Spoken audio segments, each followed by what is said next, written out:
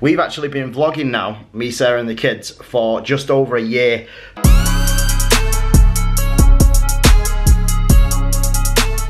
Good morning everybody and welcome to 3 o'clock. Today's vlog. It's 3 o'clock. But still good morning. I hope you've had a good morning. I'm having a good morning because I've got Miles with me. Having a good afternoon.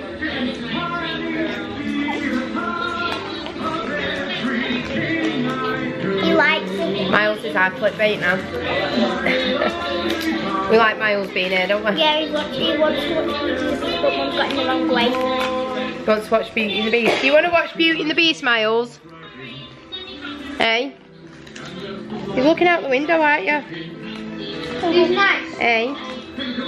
Are you looking out the window? Yeah. Oh, sorry. Yeah, so it is actually 3 o'clock and we're just starting to vlog now. But that was because we didn't get up till 11 o'clock. We had a lazy morning. Penelope was funny. She actually came in my bedroom. I put the bedroom light on and she went, "No mummy, turn it off, go back to sleep." You wanted me to go back to sleep, didn't you, Penelope? Anyway, we got up, bathed the kids. Well, they bathed themselves. And then I got dressed, did my hair, did my makeup. While Mum was in bed, I was FaceTiming Alana. Oh yeah, Portia's friend that she used to go to school with. She's moved to Australia now, so she tried FaceTiming her yesterday, but obviously because of the time difference, we must have been out when she tried ringing. So she rang her back this morning, so she managed to get to speak No, I messaged her and said, "Do you want to FaceTime?" She went, "Okay, so FaceTime." Yeah, but she tried ringing you first, didn't she? Because I said to you, I think Alana's tried ringing you again. I didn't know which Alana it was. Yeah, so she didn't know which Alana it was anyway. It was the Alana from Australia. And it's actually Monday in Australia, isn't it? So we're just going to chill out for a bit and then we may go to the studio later on and do some decorating. Babe, why have you got your face covered up like that? Because then Chris from Alder. And just one thing, we've got Kate and Tom here today.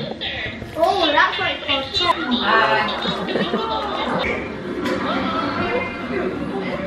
Do you like holding the baby, son?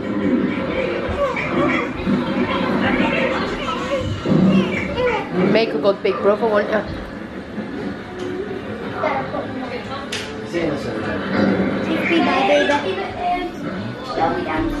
Oh, family day out to feed the baby.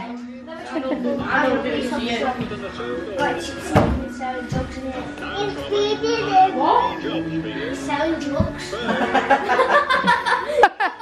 Who's selling drugs? I don't think he is. Who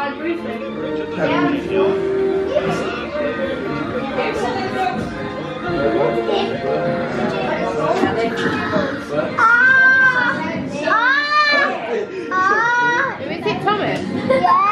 Who have you got on there? Thomas?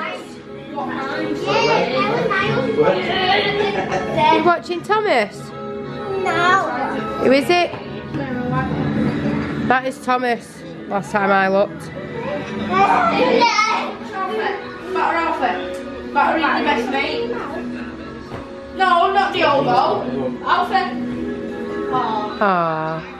Aww, you babysitting? Hey. Look at around as well. He's not crying now. Oh, do you love him? Give him a kiss. Oh girl.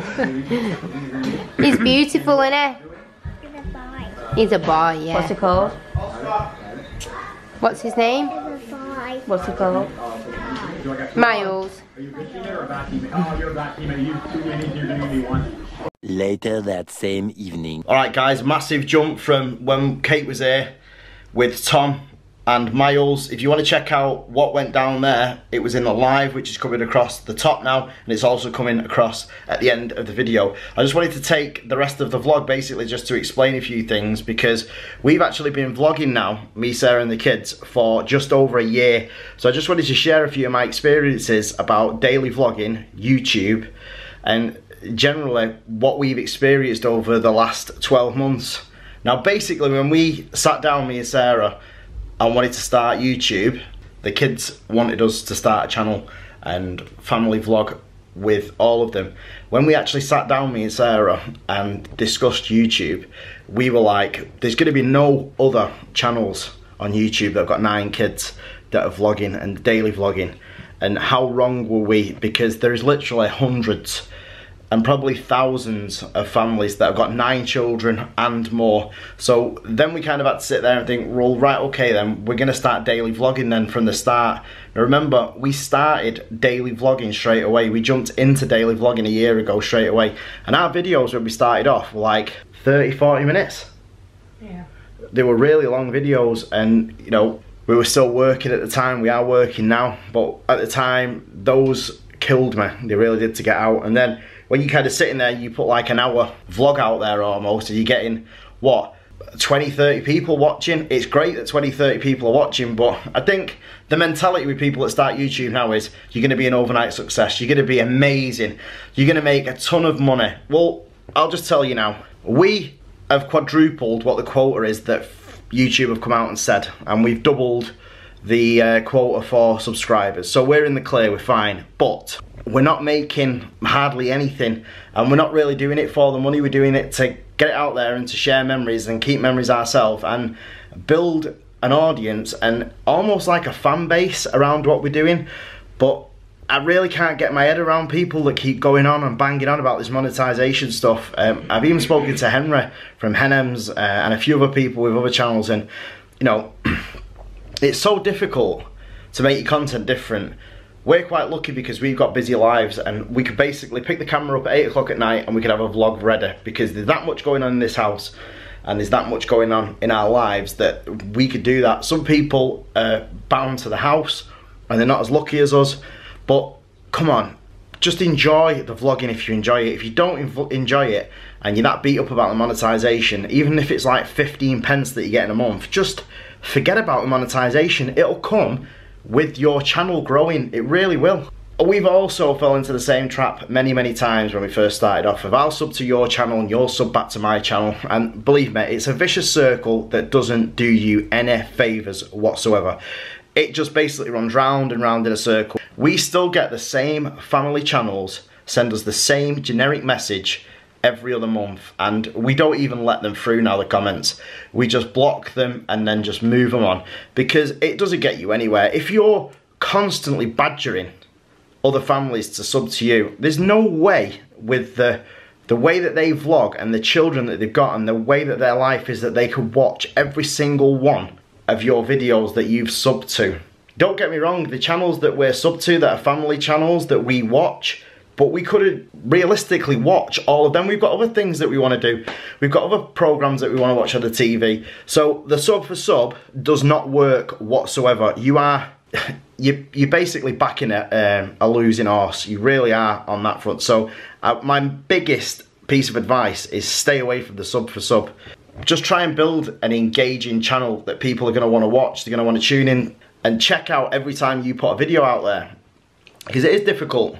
We started with 20 to 30 views by the by the middle of last year. We were on like 70 to 100 views. Now we clear 300 views almost in 24 hours. So the channel's grown huge in the last 12 months.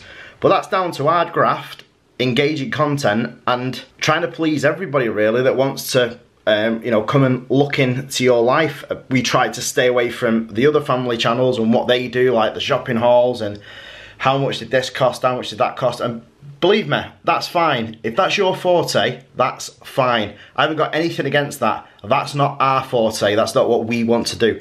But each to their own. Some people like what we do, don't like what other people do. Some people like what other people do and don't like what we do, which is completely and utterly fine. Collaborations, they are fantastic. They sound like a great idea, but sometimes collaborations can lead you in a huge mound and mess, as you've seen with me in particular on the Angry Mank channel and on this channel. It just causes stress, distress to everybody around you, and it's not good whatsoever for any of the channels. So I would stay very cautious to who you collab with. That's just my own personal and my own experiences doing it. Don't get me wrong, Henems and everybody else that we've collabed with are great, but sometimes you can get caught up in other people's drama and you can create drama yourself like I did, and it is not healthy at all for your channel. So that's another thing that I'd say.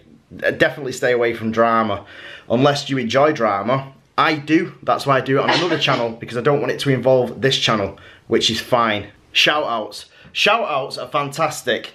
Everybody wants a shout out. Everybody wants you to shout out their channel, and they're going to shout your channel out. I'm kind of on the fence with this, because it's alright to shout somebody out and for them to shout you out. But again, I'd say this from my own experience.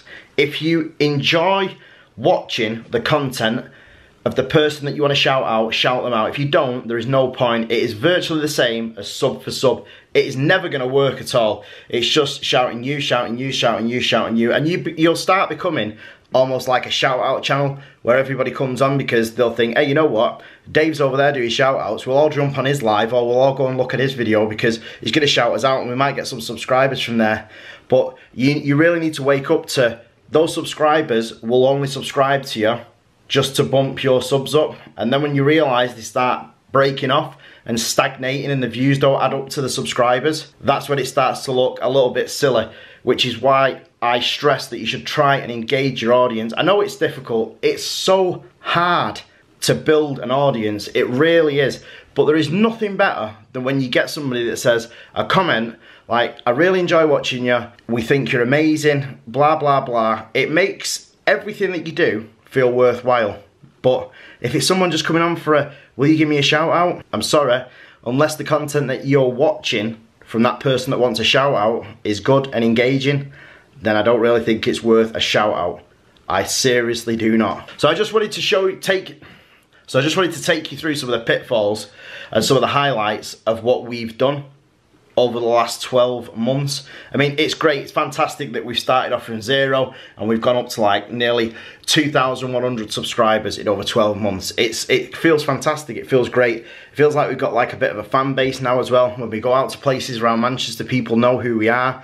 It's still really surreal when you walk in Tesco and someone taps you on the back and says, oh, you're the guy on YouTube that does the drone footage, and we really like the kids, and Sarah's awesome and stuff like that. Sarah was even shouted out when she was waiting to go in a nightclub in town. Someone shouted over and said, there's that woman from YouTube with the family. So it's weird how you think that people aren't watching you, but they are. And it's really weird. When we go to the park now, we're constantly mithered by people who say, can we be in the vlog? We watch your vlogs all the time. So for our own personal experience, we think it's been fantastic. It has had many drawbacks. Some of them brought on by myself, but we're hoping to have no more drawbacks in that department anyway. And on that note, I'm going to end today's vlog. Do not forget to smash the like button, subscribe if you haven't already, and we will see you tomorrow, because we do this every single day.